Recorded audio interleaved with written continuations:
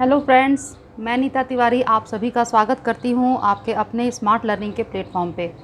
Friends, आज हम शहीद भगत सिंह के बारे में पढ़ेंगे। ठीक है, आज हम लोग शहीद भगत सिंह के बारे में जानेंगे, उनके जीवन के बारे में जानेंगे। तो चलिए हम वीडियो को स्टार्ट करते हैं। देखिए, 23 वर्ष की आयु में ही शहीद हो जाने वाले भगत सिंह की गणना देश के अग्रणीय राष्ट्रीय नेताओं में दो आधार पर की जा सकती है। ठीक है, तो आप सभी जानते हैं कि मात्र 23 वर्ष की आयु में ही जो भगत सिंह है वो शहीद हो गए थे। तो आइए देखते हैं। पहला, अपनी शहादत के समय उस देश के सर्वाधिक लोकप्रिय नेताओं में से एक थे। मतलब जिस समय भगत सिंह शहीद हुए थे दोस्तों, उस समय अपने देश के जो सर्वाधिक जो लोकप्रिय नेता थे उनमें से वो एक थे। भगत सिंह उन्हीं में से एक थे। और दूसरा कि इस अल्प आयु में ही जिस बौद्धिक प्रखरता का परिचय उन्होंने दिया वह उस समय के विरले नेताओं में ही देखने को मिलती है। ठीक है, तो आपने देखा कि कितनी कम आयु थी, बहुत कम आयु में ही ये स्वतंत्रता संग्राम में उतर पड़े थे। ठीक है, चलिए आगे देखते हैं। भगत सिंह का जन्म लाहौर के निकट सेंधा गांव में एक किसान परिवार में हुआ था।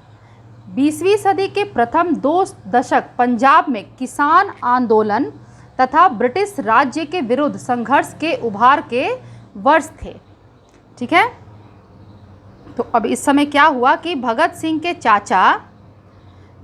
के चाचा सरदार अजीत सिंह इन संघर्षों का नेतृत्व करने वालों की जमात में थे।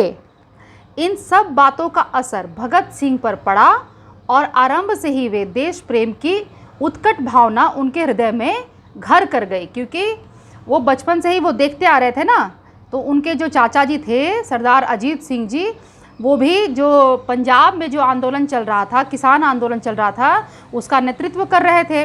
तो इन सबका जो असर था, इन सबका असर भगत सिंह पर बचपन से ही पड़ गया था। तो जो देश प्रेम की जो भावना है दोस्तों, वो उनके हृदय में बचपन से ही घर कर गई थी। ठीक है, चलिए आगे देखते हैं। आगे क्या है, देखिए 1920 में असहयोग आंदोलन आरंभ होने पर पंजाब के अन्य छात्रों की तरह भगत सिंह भी उस ओर आकर्षित हुए तथा असहयोग सत्याग्रह में एक स्वयं सेवक के रूप में उनका सक्रिय राजनीतिक जीवन आरंभ हो गया। ठीक है, 1920 में जब असहयोग आंदोलन चलाया गया तो भगत सिंह जो है उन्होंने भी इस असहयोग आंदोलन में, इस असहयोग सत्याग्रह में पूरा पार्टिसिपेट किया। ठीक है, उन्होंने भी अपनी भूमिका निभाई। ठीक है, एक स्वयं सेवक के तरीके से, स्वयं सेवक के रूप में उन्होंने वहाँ पर जो सक्रिय राजनीतिक जीवन को अपने आरंभ किया। वहीं से इन्होंने अपना राजनीतिक जीवन जो था वो आरंभ कर लिया। ठीक है, चलिए आगे देखते हैं। इसी समय जब सिख गुरुद्वारों के महंतों के विरुद्ध अकाली आंदोलन आरंभ हुआ तो भगत सिंह उसमें भी सक्रिय रहे। राजनीतिक क्रियाकलापों के बीच भगत सिंह ने अपनी शिक्षा की उपेक्षा नहीं की। ठीक है, मतलब कि आप इसको समझिए कि जो राजनीतिक क्रियाकलाप थे इसमें तो वो पार्टिसिपेट कर ही रहे थे, उसमें तो सक्रियता थी ही उनकी, लेकिन ऐसा नहीं था कि उसमें सक्रिय होने की वजह से इनकी पढ़ाई पर कोई असर पड़ा हो। इन्होंने कभी भी अपनी शिक्षा की उपेक्षा नहीं की। ठीक है, चलिए आगे देखते हैं। अब इनकी पढ़ाई के बारे में जानते हैं। देखिए, वह पंजाब नेशनल कॉलेज लाहौर में भर्ती हुए तथा शीघ्र ही कॉलेज के देशभक्त छात्रों से संपर्क स्थापित करके उन्होंने उनका एक क्रांतिकारी ग्रुप संगठित कर लिया। इस ग्रुप ने उत्तर प्रदेश में सक्रिय क्रांतिकारी संगठन हिंदुस्तान रिपब्लिकन आर्मी यानी कि HRA के साथ संपर्क स्थापित किया। जब ये भगत सिंह जब कॉलेज गए, ठीक है, पंजाब नेशनल कॉलेज जो कि उस समय लाहौर में था, तो जब वे वहाँ पर गए, कॉलेज गए, तो उन्होंने वहाँ जो स्टूडेंट्स थे, जो छात्र थे, जो कि देशभक्त थे, जो देश के लिए कुछ करना चाहते थे, तो उन सभी के साथ में मिल करके इन्होंने क्या किया, एक क्रांतिकारी ग्रुप संगठित कर लिया। ठीक है। और बाद में उन्होंने कि उत्तर प्रदेश में जो एक क्रांतिकारी संगठन था जिसका नाम था हिंदुस्तान रिपब्लिकन आर्मी, ठीक है, क्या नाम था, हिंदुस्तान रिपब्लिकन आर्मी, HRA, उसके साथ संपर्क स्थापित कर लिया। ठीक है। तो भगत सिंह ने उत्तर प्रदेश में जो क्रांतिकारी संगठन था हिंदुस्तान रिपब्लिकन आर्मी HRA, उसके साथ भी अपना संपर्क स्थापित किया।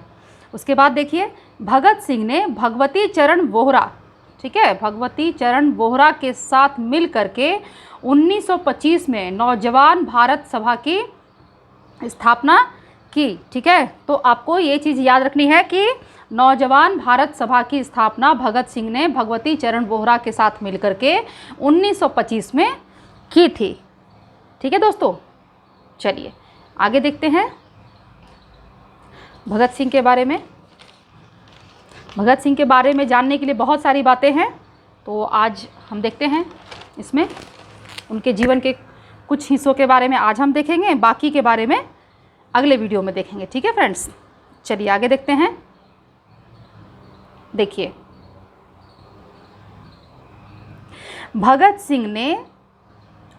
सिंह ने दूसरे प्रदेश के क्रांतिकारियों के साथ स्थायी संपर्क सूत्र स्थापित करने के लिए दिल्ली व कानपुर की यात्राएं की। इन नगरों में अपने प्रवास के दौरान उन्होंने उर्दू के, देखिए जब वे कानपुर और दिल्ली आए, ठीक है, जो और भी अलग अलग जगहों पर जो क्रांतिकारी थे, दूसरे प्रदेशों में जो क्रांतिकारी थे, भगत सिंह उनके साथ भी अपना संपर्क करना चाहते थे। ठीक है। तो उसके लिए वे दिल्ली और कानपुर की उन्होंने यात्रा की, और जब वे दिल्ली और कानपुर में जब वे रुके हुए थे तो उन्होंने उर्दू के समाचार पत्र अर्जुन, ठीक है, याद रखिएगा उर्दू का समाचार पत्र है अर्जुन, इसमें कंफ्यूज मत होइएगा कि नाम अर्जुन है तो ये उर्दू समाचार पत्र नहीं होगा। ठीक है। तथा हिंदी के प्रताप में काम किया। किस किस में काम किया भगत सिंह ने?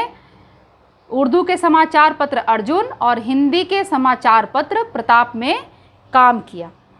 ठीक है, चलिए आगे देखते हैं। देखिए, काकोरी कांड के बाद भगत सिंह ने उत्तर प्रदेश के साथियों के साथ मिलकर शहीद राम प्रसाद बिस्मिल को जेल से बाहर निकालने की योजना बनाई, किंतु उसे ठोस रूप न दिया जा सका। ठीक है। काकोरी कांड ने भगत सिंह को पुलिस की नज़रों में संदिग्ध बना दिया। जब काकोरी कांड हुआ तो उसके बाद जो है पुलिस जो है उसके नज़रों में जो भगत सिंह है वो संदिग्ध बन गए। तो इन्होंने गिरफ्तार करने का, पुलिस जो है उन्होंने गिरफ्तार करने का प्लान बनाया। तो देखिए कैसे हुआ कि 1927 में लाहौर में एक बम विस्फोट में हाथ होने के संदेह में उन्हें कैद कर लिया गया, क्योंकि ऑलरेडी जो ब्रिटिश जो पुलिस थी वो जो भगत सिंह है उनको काकोरी कांड के बाद वो किसी भी तरीके से उनको अरेस्ट करना चाहती थी, है ना, कैद करना चाहती थी। तो क्या हुआ कि जब 1927 में लाहौर में एक बम विस्फोट हुआ तो उसमें उन लोगों ने बता दिया कि नहीं इसमें भगत सिंह का भी हाथ है, और ये बता करके उन्हें कैद कर लिया गया। किंतु क्या हुआ कि सबूतों के अभाव में 2 सप्ताह बाद ही उन्हें छोड़ दिया गया, लेकिन उनके खिलाफ कुछ भी सबूत नहीं मिले, कोई भी एविडेंस नहीं मिले, तो भगत सिंह को 2 सप्ताह के बाद छोड़ दिया गया। ठीक है फ्रेंड्स, तो आज हम भगत सिंह के बारे में बस इतना ही जानेंगे, क्योंकि हमें क्या करना है, हमें थोड़ा थोड़ा यहाँ पढ़ना है, ज़्यादा समझना है ना, क्योंकि भगत सिंह के बारे में बहुत सारी बातें हैं अभी जो हमें जाननी है, तो हम उसे अगले वीडियो में देखेंगे।